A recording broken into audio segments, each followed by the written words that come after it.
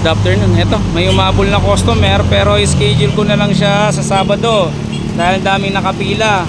So eto po, tips lang po sa mga may sasakyan at nagre-radiator, wag nyo pong gagawin ito. Ito po ang nakikita ko kaya nag-overheat yung sasakyan ng Hyundai Tucson. Eto po, so may takip yan, may overflow. Tingnan nyo po ang ginawa sa overflow. Ayan o, kinondem po. Kumbaga sa tao, tinakpan mo yung butas ng ilong mo, hindi ka makakahinga. So ang mangyayari sa'yo, di ba?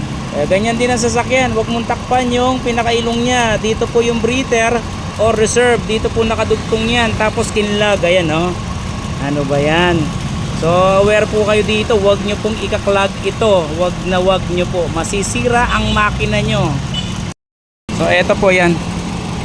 Tatanggalin ko po yung ginawa nilang pag-clog sa overflow. Ayan o. Ayan, makakahinga na po siya. So yung overflow niya, tinanggal. Ewan ko saan nilagay. Tapos sinara pa ito. So ayan, makakahinga na po niyan yung sasakyan, yung radiator. Ayan o. Magto-throw na po siya. Ganyan lang po yan. Huwag niyong isasara po yan.